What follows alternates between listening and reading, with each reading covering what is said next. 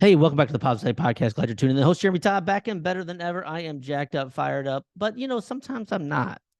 And I think this is where this confidence thing came in. I listened to a podcast today with Mel Robbins talking about confidence. And what it made me think about is how many times I don't have confidence and I got to try and figure it out. So today's episode is all gonna be about having confidence when you actually don't have confidence, if that makes any sense. Um, I was inspired. I listened to it, and we all know the last few months have been tough. Going through my hip popping out, having the surgery, stresses at work, my personal life's been jacked, but everything's getting back together and it's fantastic.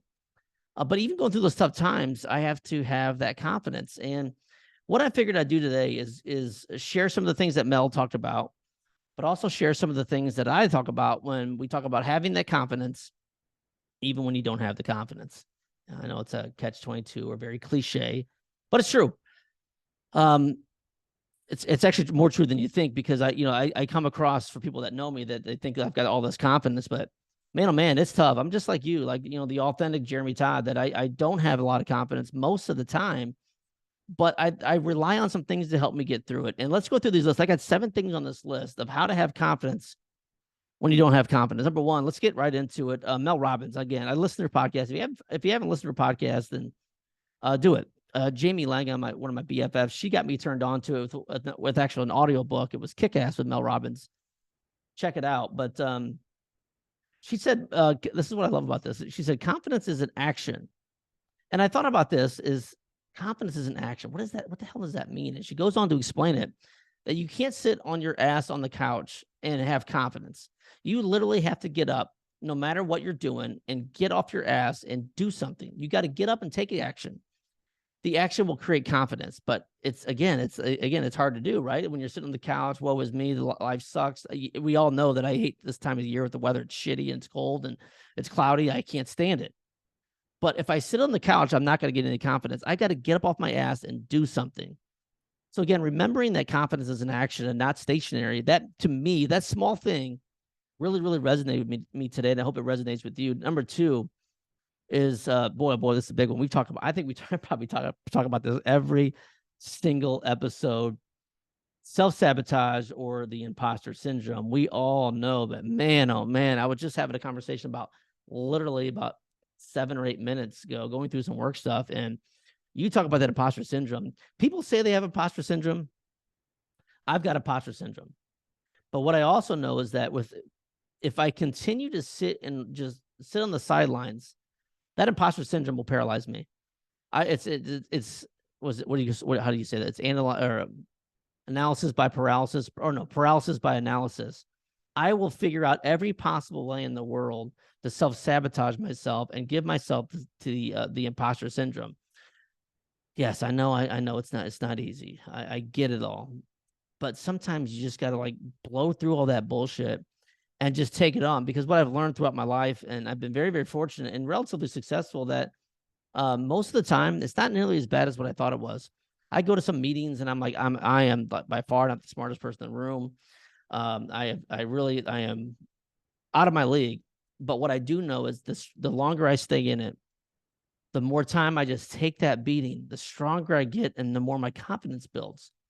So we probably all have some sort of self-sabotage and imposter syndrome within ourselves, but it's a matter of getting up off our ass and actually just biting the bullet and doing it. One of my favorite sayings, we've all heard it: rip the Band-Aid off. Sometimes you just got to rip the Band-Aid off and go into the lion's den and just take it. The more times you take it, I promise you, the more confidence you will build. Number 3, boy, oh boy. How do you build more confidence when you don't have confidence?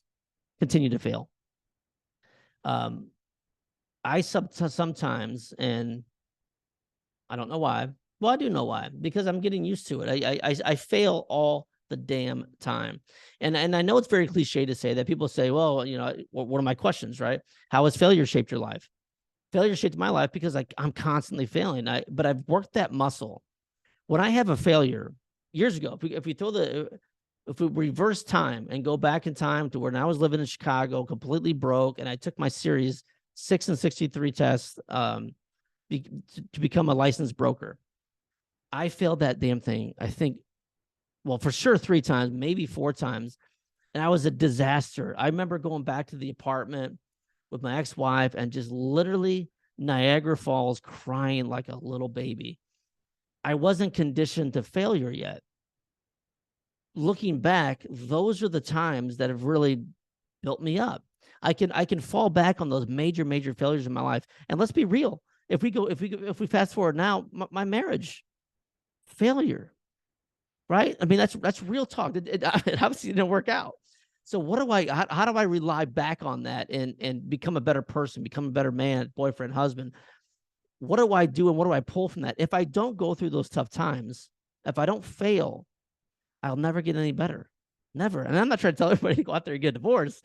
But I can pull on these things. I can pull on these situations and these tough conversations when, if there's a tough meeting, I can rely back on, hey, Jeremy, when you were in Chicago and you filed bankruptcy when you got home and you failed all these tests, you were a disaster, but you made it through that, right? I mean, you made it through all those tough times. The more failures you have, the easier it is to accept the failures that you're in, and you just go back in. You don't stop. The difference between the best and the rest are the people that can overcome failure in a day or an hour versus a week or a year. You got to constantly fail. And I know it's not easy, but again, the more you do it, unfortunately and fortunately, the easier it is. Number 4, this is from Mel Robbins' podcast, and I loved it, and I did it today. Clear out social media shit and add back in the good shit, right? So if you got, I was talking about this a little bit ago about I was following like Arizona streetwalkers or some bullshit like that, and they're just absolute time suckers. And I looked at this and relating back to what she was saying, and I'm like, man, like I have been wasting my time, the most valuable asset in my life of time, on bullshit social media. Bullshit negativity, like fights, bully fights. So stupid. But this is the stuff I'm watching in the subconscious. You start scrolling through and you see some shit going down, or the people at Walmart, or whatever the case is. These are time suckers. Those don't build confidence. Those build complacency and laziness. And a lot of times, really, what it is just it basically makes you forget about the things that you have to do to make yourself feel better. Again, we've talked about it. You're the easiest person to sell to.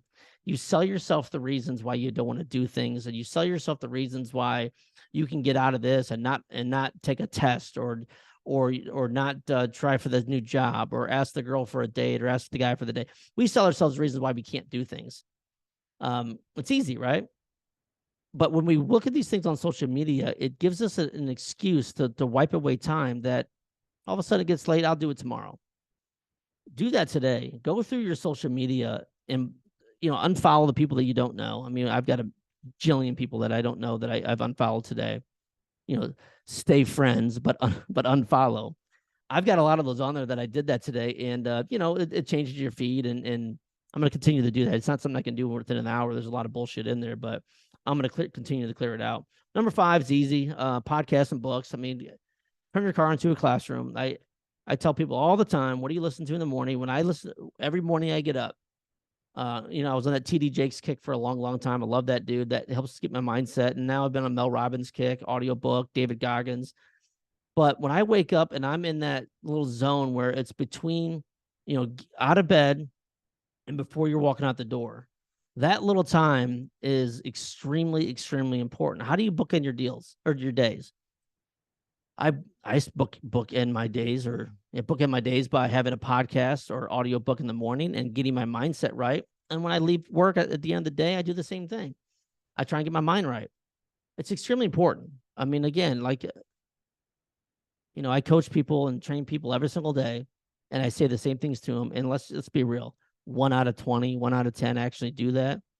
And that will be it'll decide their trajectory of their life, whether they're going to do it or not. And the people that do those things typically are the ones that are the most successful, because you can't roll into work on a Monday morning with a shitty attitude or a Friday morning with a shitty attitude. You've got to come in correct. You got to, no matter what's going on in your life, you got to get your mind right. And those are the things that I do every single morning. Number 6, positive affirmations. I've got them written on my mirror. I read them every single day. I need to do a better job of reading them out loud. I don't read them out loud, and that makes a big difference because I can look at them and I go through them in my mind. But again, we are very complex creatures. We're not just visual, we're audio, The old saying is when I say the word ice cream, you don't think of ICECREAM. You think of an actual ice cream cone. So yes, we are visual, but we're also audible, and we need to speak this truth into our mind. We are what we say we are, and positive affirmations. If you go back to one of my podcasts about 3 years ago, I went line by line how to create a positive affirmation, and they are extremely important. Again, take something out of this podcast and actually apply it into your day-to-day life. And then number 7, the final one, for my boy, Rory Vaden, one of my favorite quotes of all time: comparison is the thief of joy. When you're building confidence and you constantly sit on the couch comparing yourself to other people, you will never be as confident as you deserve that to be for yourself, if that makes sense. I butcher those words, but you know what I'm saying? Like, you have done great no matter where you are in your life. We're all at different levels. We all have different experiences. You should be at the utmost confidence level that you've made it through all the bullshit in your life. If you're listening to this and when I say that out loud, you're thinking to yourself, man, yeah, you know what? I made it through this really tough time. No one understands me but me. It was so hard. It was so brutal. Maybe I'm still going through it. Maybe it was 20 years ago and I haven't gotten over it yet. But you made it through it, or you're going to make it through it, right? I mean, but that's the way you have to build confidence, is not comparing yourself to others. Comparison's the thief of joy. I love Rory Vaden when he said that years and years and years ago. I still constantly. But that, my friends, it's absolute real talk. So if we go back through these, how to build confidence when you don't have any confidence. Number 1, Mel Robbins talked about confidence is an action. It's not something you're sitting on your ass and doing nothing. Number 2, quit self-sabotaging yourself or the imposter syndrome, which, gosh, I'd struggle with that, but we're getting better. You got to fail. You got to fail a ton. And I know it's not easy, but I promise you, when you start failing, it becomes easier and you start building that confidence that you can get through all the stuff you've been through. Clear out the social media negativity. Allow yourself to be around special people and see special messages to make yourself more confident. Podcasts and books, number 5, is a no-brainer. And if you're not listening to the podcast, well, you are listening to this podcast, I gotta hope. Share this podcast. That would help. It allows other people to find the show and allows other people to leave those 5-star reviews, which helps. But you got to listen to those things. Share them with your friends and family. When you're around more successful people, you inevitably become more successful. The old saying from Jim Rohn, you are the average of the 5 people you hang out with. Number 6, positive affirmations are actually real. They actually do work. And I promise you, when you start doing them consistently, you will see the difference in your mindset. And number 7, comparison is a thief of joy. Get your mind right and quit comparing yourself to other people. How to have confidence when you don't have confidence. The Positive Side Podcast. I'm trying, boy, to do more consistent episodes. It's not easy. Well, it is easy. It's just, here I go. If I go back to telling myself the reasons why I don't want to do it, I gotta listen to my own damn podcast and figure this shit out. But anyways, I appreciate you tuning in. It means more to me than you'll ever know. I'm still getting a lot of messages through Facebook mainly. Life's not easy out there. And hopefully this podcast brings you a little bit of joy, a little bit of understanding that you're not the only one going through the shit that you're going through. I am as well. And together we will get through it. It's awesome. I love sharing this message with you. And hey, send me those messages. It allows me to talk about different topics on the show. And then also leave those 5-star reviews on iTunes. Subscribe to me on YouTube and check out the book. I'm going to have a new intro outro here in the next week or 2. I just put myself on Front Street. Make sure I do that for you. But more importantly, I'm glad you're tuning in. I say it in every single episode. I mean it from the bottom of my heart. You got greatness within. Like always, this is The Positive Side.